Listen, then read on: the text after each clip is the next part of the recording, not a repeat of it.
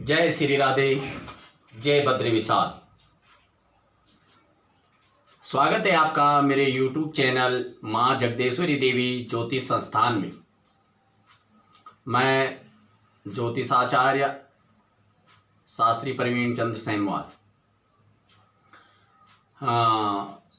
Channel देखने से पहले आपने यदि मेरा चैनल सब्सक्राइब नहीं करा तो मेरे चैनल को कृपया सब्सक्राइब करें, बेल आइकन करें और अपना कमेंट अवश्य दें।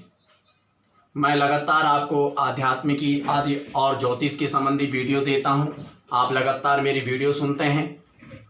आज आपको एक नया विषय पर ले जाता हूं कि बहुत सारे लोग आजकल टीवी के माध्यम से या यूट्यूब के माध्यम से अनेक प्रकार के ज्योतिषाचार्य आते हैं, और जब लोग कुंडली दिखाते हैं तो सबके भिन्न भिन्न होते हैं। अगर 10 ज्योतिषाचार्य होंगे तो 10 कुंडली के 10 मत होंगे, जबकि ग्रह ठीक उसी तरह बैठे होते हैं। जन्मकालीन में एक तरह के ही ग्रह बैठे होते हैं, लेकिन भिन्न मत क्यों? या हम कुंडलियों के उपाय करते हैं तो फिर उसका फल क्यों नहीं मिलता है? ये भी आपके जहन में, आपके दिमाग में कहीं ना कहीं सवाल उठता होगा। और जाहिर सी बात है कि जब हम किसी कर्म को करते हैं तो हम फल की इच्छा होती है। अगर हम स्कूल जाते हैं, विद्यार्थी स्कूल जाता है तो फेल किस सब्जेक्ट में होता है उसको देखना जरूरी होता है। दोस्तों, मित्रों, वीडियो अंत तक देखें। हमें लाभ इसलिए नहीं मिलता है, सबसे पहले कि हम किसी ज्योतिषाचार्य के पास जाते हैं तो कुंडली का नियम हमें पता नहीं होता है। हम सारे दुख पहले ही बता देते हैं उन्हें। हमारे घर में झगड़ा होता है, हमारे पास पैसा नहीं है, मेरे पे कर्जा है। जब आप किसी डॉक्टर के पास जाते हैं तो वह आपकी रिपोर्ट करवाता है और आप जानते हैं कि आप किसी भी, मैं हूं, आप हो, कोई भी हो, हम उच्च से अच्छे से डॉक्टर MBBS को दिखाना चाहते हैं, अपने बच्चों को, अपने परिवार को, अपने सभी को। ऐसे ज्योतिष जन्म पत्र भी किसी अच्छे स्पेशलिस्ट से दिखाना चाहिए, जिसने जीवन में खुद भी धारण किया हो। हम कथा सुनते हैं, हम रामायण देखते हैं या रामायण पढ़ते हैं, लेकिन कभी उसको अमल नहीं करा, धारण नहीं करा। अगर धारण नहीं करोगे तो आपका जीवन सुधरने वाला नहीं है। आप कभी धारण करिए उसको। कुंडली का भी ठीक है, हम फलित भाव के हिसाब से करते हैं और हम फलित करते हैं, उपाय भी देते हैं, और उपाय आपको रिजल्ट नहीं देते हैं। आप निराश और हताश हो जाते हैं। मेरे होते हुए आप हताश ना होइए। सबसे पहले मैं आपको बता देता हूं कि आज का जीवन जो है वो भाग दौड़ का है। हम गृहस्थी आश्रम की बात करें तो हमें धन की आवश्यकता पड़ती, और धन चतुर्थ भाव का मालिक सुख, ऐश्वर्य, गाड़ी बंगला, और चतुर्थ भाव का मालिक शुक्र है, वहां का कारक शुक्र है। और शुक्र पत्नी है।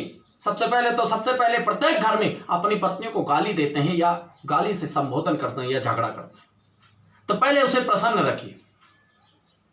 अपने परिवार के अंदर हम रागा द्वेष रखते हैं, हम संस्कार को ठीक से नहीं समझ पाते हैं। हम विवाह करते हैं, शादी करते हैं, आप फेरे करते हैं। अब का जो युग है, जो प्रचलन है, वह कैसा प्रचलन है? टीवी का, नाटकों का प्रचलन है। हकीकत धरातल पर कुछ और है। अभी मैंने कहा कि आप जीवन में कथाएं सुनते हैं।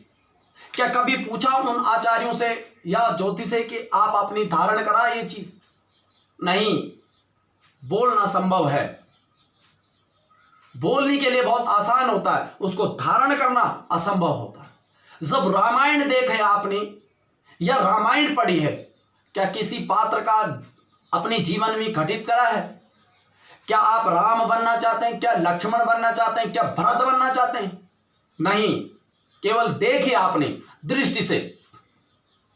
ठीक उसी तरह से हमें फल नहीं मिलता है, क्योंकि जैसे आप घरों में भोजन बनाते हैं और भोजन को टिप्पण में रख देते हैं और वो फ्रीजर पर लगा देते हैं। अगर आप फ्रीज 1 दिन 2 दिन 1 सप्ताह तक उसे ठीक रख सकता, अंत में वो भोजन किसी के काम नहीं आता, उसे नाली फेंकना। ठीक हमारा दिया हुआ उपाय भी आपके लिए वैसे ही हो जाता है, क्योंकि आप घर में पिता से झगड़ा करते हैं, माता से झगड़ा करते हैं, भाई से झगड़ा करते हैं, बहन से प्रेम से बात नहीं करते हैं, ब्राह्मण और गुरु का अपमान होता है, और शुक्र पत्नी का अपमान होता है, पति का अपमान होता है, और राहु के तो नौकरों को आप गाली देते हैं। तो बताइए कौन सा ग्रह आपका ठीक है? कुंडली के अंदर आपके राजयोग हैं। मैं मानता हूं कि कुंडली के अंदर राजयोग है, मैंने देखा है, मेरे पास प्रमाण है, मैंने कई कुंडलियों पर रिसर्च करा। राजयोग होने पर भी वो रिक्शा चलाता है, वो गरीब रहता है, क्योंकि उसने अपनी कुंडली स्वयं को दूषित करी है। परिवार के अंदर, रिश्तेदारी के अंदर कोई तालमेल नहीं है, तो वो कुंडली दूषित हो जाती है, कुंडली दूषित हो जाती है। जैसे आप बनाया हुआ खाना फ्रिज पर रख देते हैं, स्वाद सा स्वाद, अच्छा सा अच्छा खाना खराब हो जाता है, उसकी भी एक सीमा है। अगर आप सुखी रहना चाहते हैं, आज बच्चों को कामयाबी नहीं मिलती है, नौकरी के लिए दर दर भटकते हैं, तो आप हताश ना होइए। जीवन के अंदर कोई ना कोई ग्रह ऐसा है जिसे आप भूल करते हैं, या अनजाने में करते हैं, या जानबूझकर करते हैं। अपनी मां का अपमान कर देते हैं, आप चंद्रमा का क्षीण कारक है। आप पिता का अपमान कर देते हैं, सूर्य। सरकारी सर्वेंट होते हुए भी आप कर्ज लेते हैं, या आपको एक व्यसन की लत लग, सरकारी लोग होते हुए सरकारी पद पर बैठा हुआ वो शराब का आदी हो जाता है, क्योंकि सूर्य उसका नीच भंग योग बना देता है, क्योंकि पिता के साथ अच्छा संबंध नहीं है उसका। चंद्रमा, मां के साथ अच्छा ना होना, उसका स्वास्थ्य खराब होना प्रारंभ हो जाएगा, उसका बिजनेस डूबने लग जाएगा। मंगल, भाई के साथ अच्छा संबंध न होना, उसका मंगल खराब हो जाएगा, वो क्रूर प्रवृत्ति का व्यक्ति होना प्रारंभ हो जाएगा, आप झगड़े में रहने प्रवृत्तित कर दो। संस्कारों से विहीन नहीं, ये उचित नहीं है। ये जरूरी है कि आप टीवी कम देखें। टीवी पर जो चैनल आते हैं आपको अच्छे लगते हैं, आप सुंदर लगते हैं, लेकिन आप सोचिए क्या आपने कभी उसे धारण करा है? हम कथा कर रहे हैं, भागवत कथा कर रहे हैं, तो भागवत का कोई पात्र आप बनना चाहते हैं? नहीं। यदि आप आम खाना चाहते हैं या सेब खाना चाहते हैं तो वृक्ष लगाइए और उस वृक्ष को पालिए, और जब बड़ा होगा तो फल का आनंद आपको कुछ अलग ही महसूस होगा। इसी तरह से अगर आप अपना भाग्य बदलना चाहते हैं तो संस्कार बनिए, संस्कारवान बनिए, किसी चीज को धारण करिए। सुनने से पहले आप धारण करिए। जीवन में मंजिल उन्हीं को मिलती है जो धारण करते हैं। चाहे आप रामायण पढ़िए या गीता पढ़िए, गीता के किसी पात्र को बन जाइए, आप अर्जुन बन जाइए, आप कृष्ण बन जाइए, आप संजय बन जाइए, दिव्य दृष्टि हो जाएगी, तो आप अवश्य ही कामयाब हो जाएंगे, आप अवश्य ही फलीभूत हो जाएंगे। लेकिन आप अगर यदि ऐसा नहीं करते हैं तो आप फलीभूत नहीं होते। मित्रों, हमेशा हम परेशान रहते हैं कि कुंडली हम किसको दिखाएं। अनेक उपाय करने पर भी आपको फल नहीं मिलता है। इसीलिए नहीं मिलता है, आपने जीवन में उसे धारण नहीं करा। हम 10 जगह जाने से कोई फायदा नहीं है, 10 डॉक्टरों को दिखाने से जरूरी नहीं है।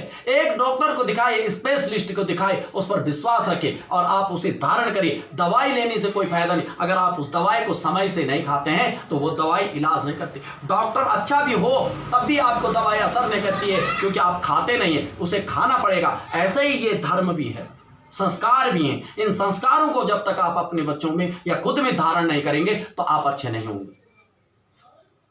आज की वीडियो में मैं सिर्फ इतना ही कहना चाहूंगा कि आप जो चीज अपने घर पर रखते हो, रामायण, गीता या भागवत, कोई भी चीज पढ़ते हो उसे धारण करिए। एक जन्म पत्री जब आप ज्योतिषाचार्य पर ले जाते हैं तो कभी भी अपनी कोई भी चीज मत बताइए। जन्म पत्री उनके सामने रख दीजिए, कुंडली या बर्थ ऑफ डेट आप उनके सामने रख दीजिए। अब वो क्या बता रहे हैं, आप पर सूट हो रही या नहीं हो रही, नहीं हो रही तो आप किसी और को दिखा सकते हैं।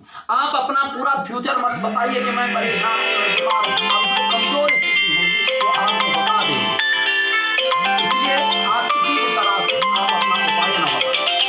आप किसी भी तरह से ज्योतिष के कोई से भी सब्जेक्ट में बात न करें। आप सिर्फ उसे ध्यान केंद्रित करें।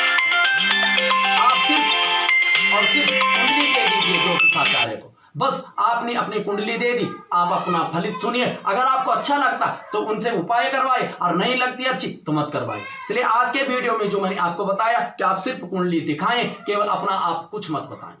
जय श्री राधे, जय बद्री विशाल।